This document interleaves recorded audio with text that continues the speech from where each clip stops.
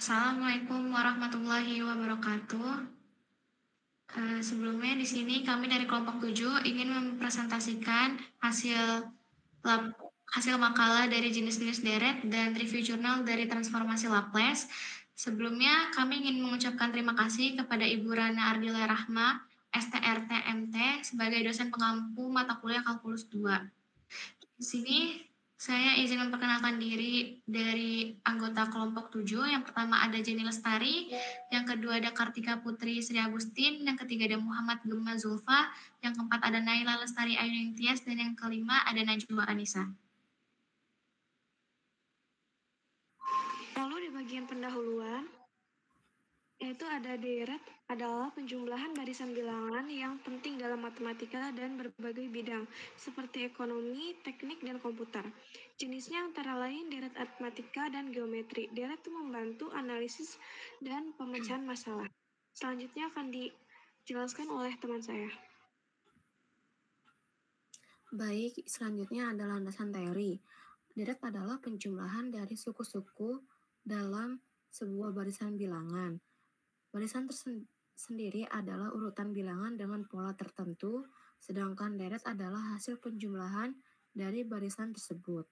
Contohnya, barisan aritmatika seperti 1, 4, 7, 10, dan seterusnya.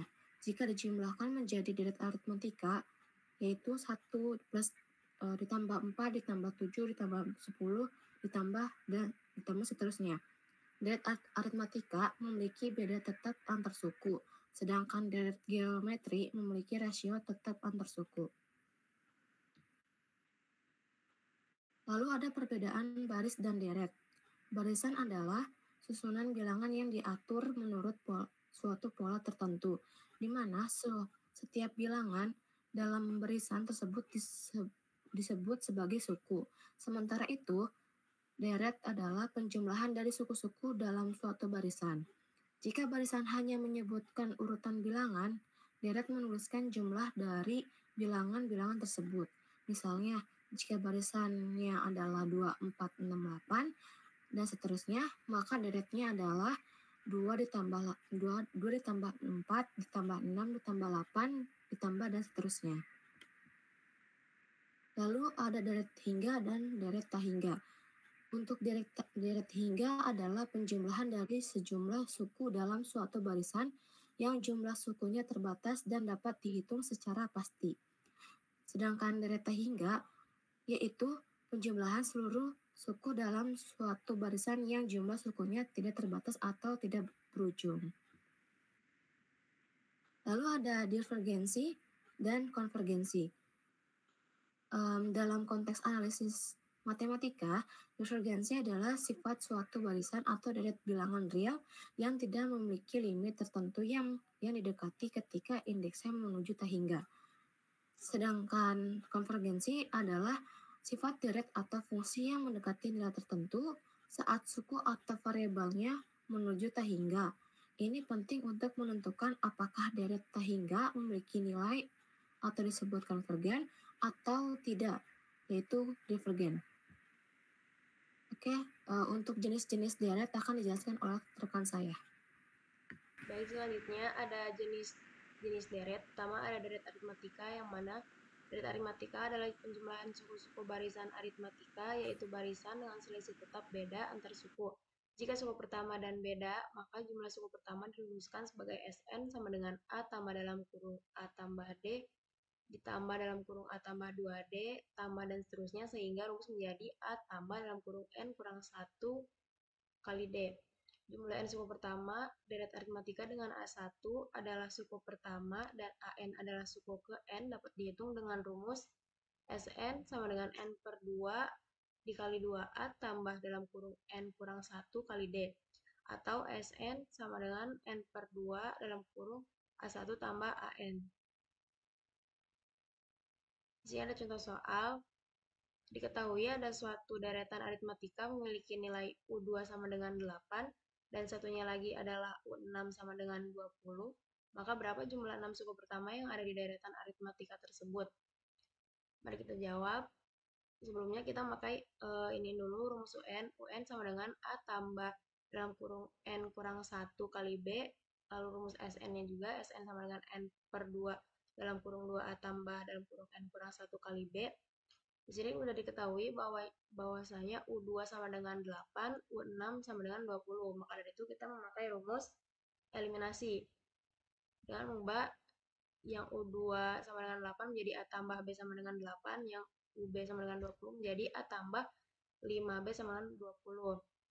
Nah, lalu kita pindahkan ke bawah, lalu kita kurangkan yang A dicoret, lalu kita kurangi yang B sama yang 5B, hasilnya menjadi minus 4B, lalu yang 8 dikurang 20 sama dengan minus 12, jadi B sama dengan minus 12 dibagi minus 4 sama dengan 3, jadi B-nya adalah 3, lalu yang A tambah B sama dengan 8, yang A sama dengan 8 dikurang 3, yang A sama dengan 5, lalu kita memakai rumus substitusi.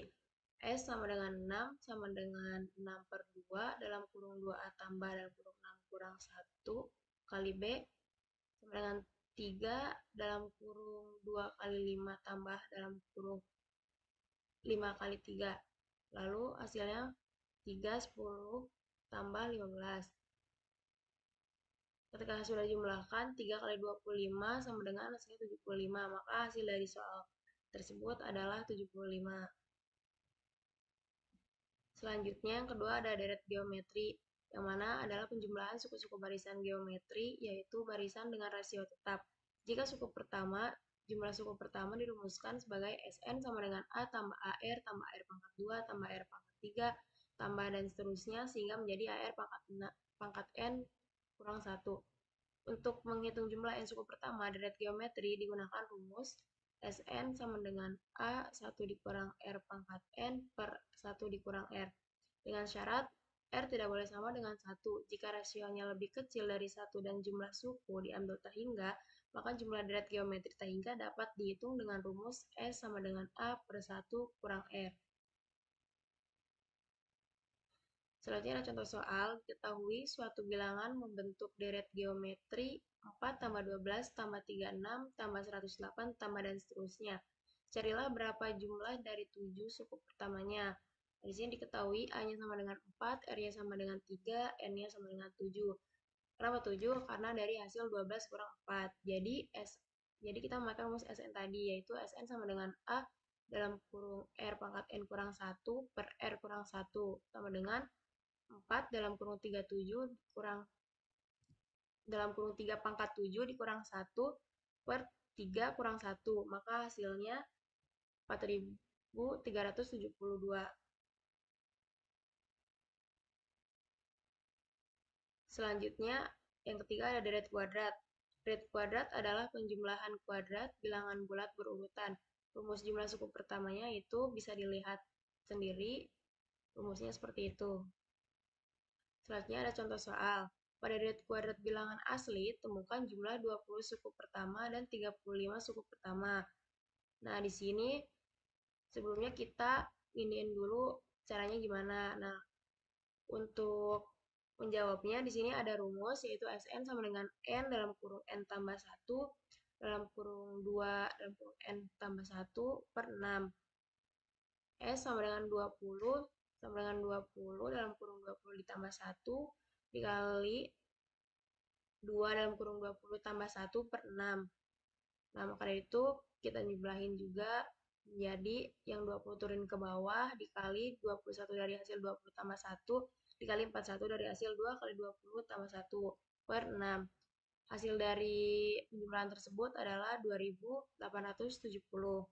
Selanjutnya kita mencari yang S35 sama dengan 35 dalam kurung 35 tambah 1 dalam kurung 2 kali 35 tambah 1 per 6. Nah, sama kayak tadi, 35 yang dikebawahin dikali 36-nya dari 35 tambah 1 dikali 71 dari hasil yang 2 kali 35 tambah 1 per 6.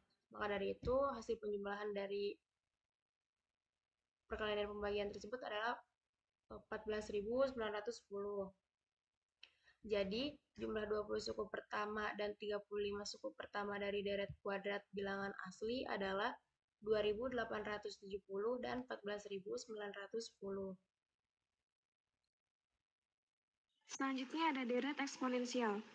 Deret eksponensial adalah suatu deret pangkat tak hingga yang digunakan untuk mendefinisikan fungsi eksponensial, baik dalam bilangan real maupun pada matriks. Dalam konteks fungsi eksponensial biasa, misalnya E pangkat X, deret ini dituliskan sebagai penjumlah suku-suku berupa pangkat dari X yang dibagi dengan faktorial dari pangkat tersebut, yaitu E pangkat X sama dengan 1 tambah X tambah X kuadrat per 2 faktorial tambah X kuadrat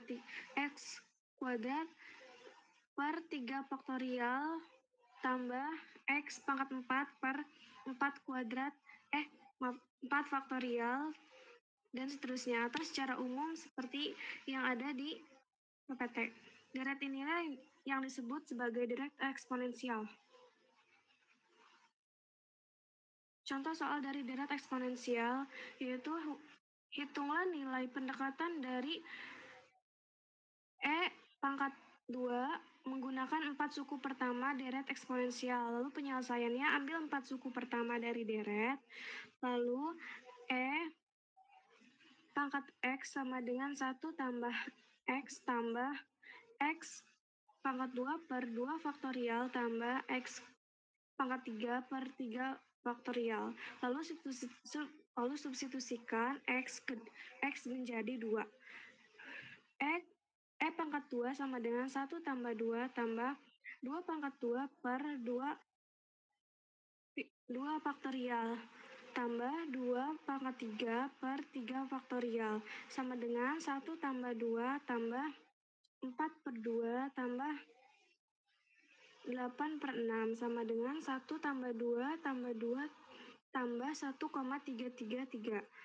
Jadi 6.333. Selanjutnya akan dijelaskan oleh teman saya. Maaf, hasilnya itu jadi 6,33, bukan 6.000. Terima kasih.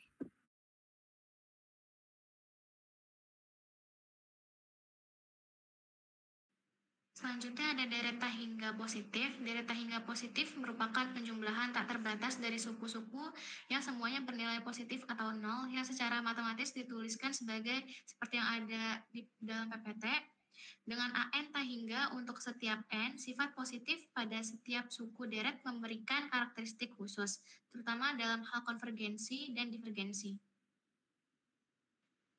Untuk contoh soalnya, tentukan apakah deret berikut konvergen atau divergen. Untuk rumusnya tadi kita gunakan yang terlampir di dalam PPT. Untuk penyelesaiannya itu uji konvergen dengan uji limit suku ke N, limit N menuju tak hingga, N per N plus 1 sama dengan limit N menuju tak hingga 1 per 1 ditambah 1 per tak hingga sama dengan 1. Karena limit suku ke N-nya tidak sama dengan 0, maka untuk jawaban di soal ini deret divergen. Selanjutnya ada deret bergantian. Deret bergantian adalah deret yang setiap sukunya memiliki tanda yang berubah-ubah, misalnya positif, negatif, dan seterusnya. Contoh deret bergantian yang sering muncul dalam matematika adalah 1 dikurang 1 per 2 ditambah 1 per 3 dikurang 1 per 4 ditambah dan seterusnya.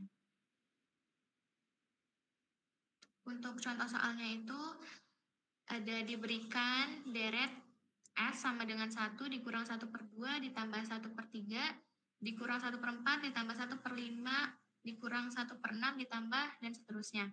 Untuk yang A-nya tentukan suku ke-10 dari deret tersebut. Untuk yang B-nya hitung jumlah 10 suku pertama deret tersebut. Yang C, apakah deret ini konvergen? Jika iya, tentukan nilai limitnya. Untuk penyelesaiannya itu yang A-nya kan ditanya suku ke-10. Berarti kita pakai rumus AN sama dengan min 1 pangkat N plus 1, 1 per N.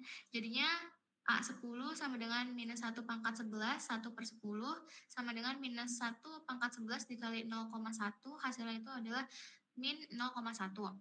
Yang B-nya jumlah 10 suku pertama itu S10 sama dengan sigma pangkat 10 N plus 1 min 1 pangkat N plus 1, 1 per N sama dengan 1 dikurangi 1 per 2 ditambah 1 per 3, dikurangi 1 per 4 ditambah, dan seterusnya sampai ke dikurangi 1 per 10. S10-nya itu adalah hasilnya 1 dikurang 0,5 ditambah 0,333 dikurang 0,25 ditambah 0,2 dikurangi 0,1667 ditambah 0,1429 dan seterusnya itu hasilnya berarti 0,6456. Yang C-nya itu apakah ini deret konvergen?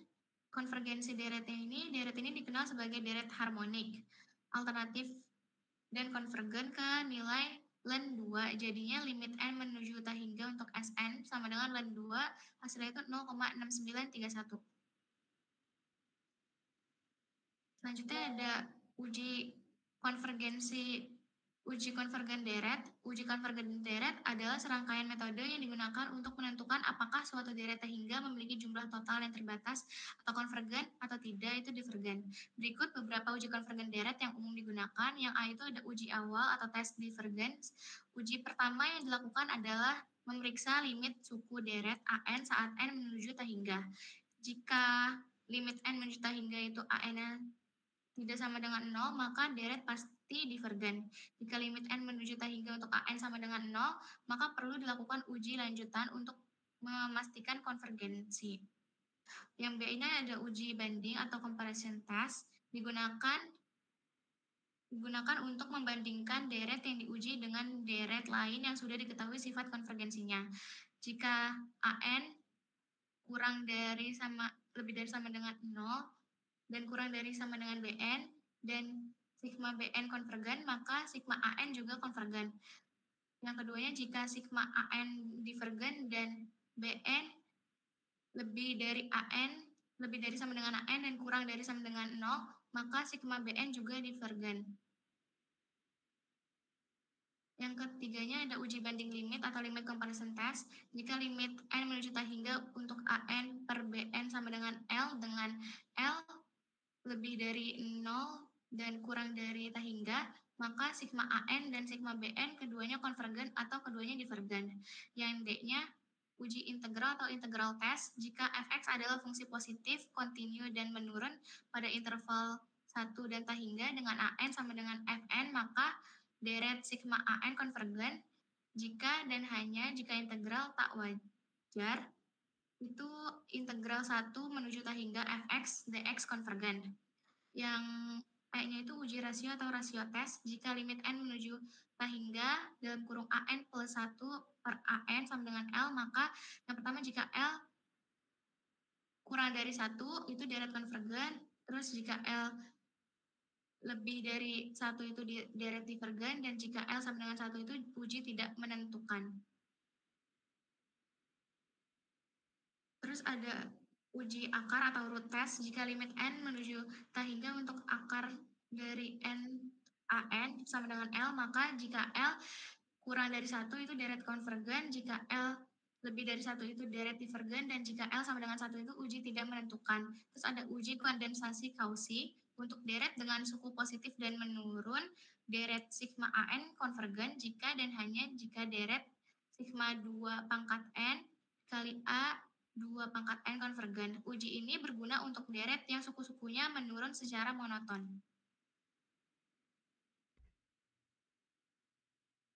Selanjutnya akan dijelaskan oleh teman saya. Nah, di sini masuk di bagian penerapan deret dalam kehidupan nyata. Menurut jurnal, penggunaan model pembelajaran problem-based learning meningkatkan hasil belajar matematika, materi barisan, dan deret. Karya Ahmad Setiawan. Penerapan deret dalam kehidupan nyata dapat dilakukan melalui model pembelajaran problem-based learning, atau bisa disingkat PBL. Melalui pendekatan PBL, mahasiswa diajak untuk memecahkan masalah-masalah nyata yang berkaitan dengan deret, sehingga mereka dapat mengaitkan konsep matematika dengan situasi konkret yang mereka temui dalam kehidupan sehari-hari. Dengan demikian, pembelajaran deret yang dikaitkan dengan kehidupan nyata melalui PBL membuat matematika terasa lebih bermakna dan aplikatif bagi mahasiswa. Di sini masuk ke kesimpulan. Deret adalah konsep penting dalam matematika yang memiliki banyak aplikasi di kehidupan nyata. Memahami jenis-jenis deret dan cara menghitungnya membantu kita dalam analisis, perencanaan keuangan, teknik, dan ilmu komputer. Di sini diharapkan pemahaman tentang deret dapat meningkatkan kemampuan analisis dan pemecahan masalah matematis di berbagai bidang. Selanjutnya masuk di bagian transformasi Laplace, yang dimana sini judulnya itu penyelesaian persamaan diferensial parsial menggunakan transformasi Laplace. Pertama, yaitu abstrak. Abstrak jurnal ini menjelaskan tujuan dan metode penelitian, yaitu menggunakan transformasi Laplace untuk menyelesaikan PDP dengan syarat awal dan batas. Proses dilakukan dengan mengubah PDP menjadi PDB. Menyelesaikannya, lalu mengembalikannya ke bentuk awal menggunakan inverse transformasi. Lalu di sini masuk pendahuluan, yang dimana membahas pentingnya persamaan diferensial dalam memodelkan masalah nyata. Fokusnya pada PDP, khususnya yang non-homogen, order 1 dan 2, dengan koefisien konstan. Transformasi Laplace dipilih sebagai metode efektif untuk menyelesaikan PDP dengan syarat awal dan batas. Melalui proses transformasi ke PDB, penyelesaian dan inverse transformasi untuk mendapatkan solusi akhir. Selanjutnya akan dijelaskan oleh rekan saya.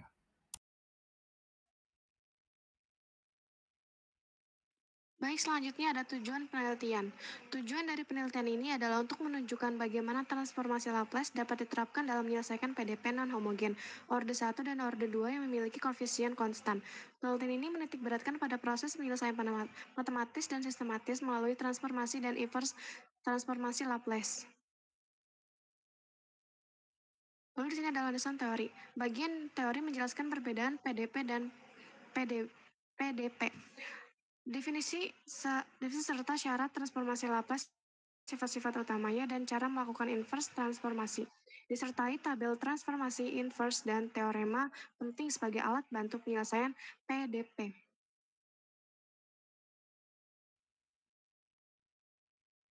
Baik, selanjutnya ada metode dan pendekatan. Metode dan pendekatan jurnal ini bersifat teoretis dan analitik. Dimulai dengan transformasi Laplace pada PDP, dilanjutkan substitusi nilai awal menjadi PDB, penyelesaian PDB, penerapan syarat batas, dan diakhiri dengan inverse transformasi untuk memperoleh solusi eksak PDP. Selanjutnya akan dijelaskan oleh rekan saya. Selanjutnya ada subjek penelitian. Subjek penelitian karena ini adalah studi teoretis, maka subjek penelitian tidak berupa objek fisik atau data lapangan. Subjek utama dalam penelitian ini adalah bentuk-bentuk matematis dari persamaan diferensial parsial, khususnya yang memenuhi syarat awal dan batas tertentu. Penelitian ini mengkaji bagaimana transformasi Laplace dapat diterapkan pada struktur PDP tersebut untuk memperoleh solusinya. Lalu ada hasil penelitiannya. Hasil dan pembahasan disajikan lewat 5 contoh soal yang menunjukkan penerapan transformasi Laplace untuk menyelesaikan PDP non-homogen orde 1 dan 2. Setiap contoh mengikuti langkah sistematis transformasi PDP, substitusi nilai awal dan batas, penyelesaian PDB, dan inverse transformasi. Metode ini terbukti efektif menghasilkan solusi eksak meski tanpa interpretasi konteks. Selanjutnya akan dijelaskan oleh rekan saya. Baik, selanjutnya itu ada kelebihan jurnal. Jadi di jurnal ini kelebihannya itu ada contoh-contoh. Contoh-contohnya itu disusun terstruktur dan sistematis. Lalu dilengkapi perhitungan dan rumus yang sangat relevan. Sehingga mudah dipahami dan cocok sebagai bahan pembelajaran bagi mahasiswa matematika, teknik, dan fisika. Selanjutnya ada kekurangan pada jurnal ini. Pada jurnal ini tuh tulisannya itu kurang membandingkan metode transformasi Laplace dengan metode lain. Minimnya interpretasi fisik, bahasanya terlalu teknis, dan tidak dilengkapi dengan diagram pendukung.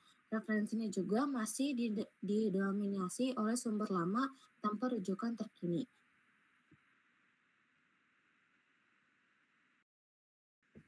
Sekian penjelasan yang dapat kelompok kami sampaikan. Kurang lebihnya kami mohon maaf. Wassalamualaikum warahmatullahi wabarakatuh. Waalaikumsalam warahmatullahi wabarakatuh.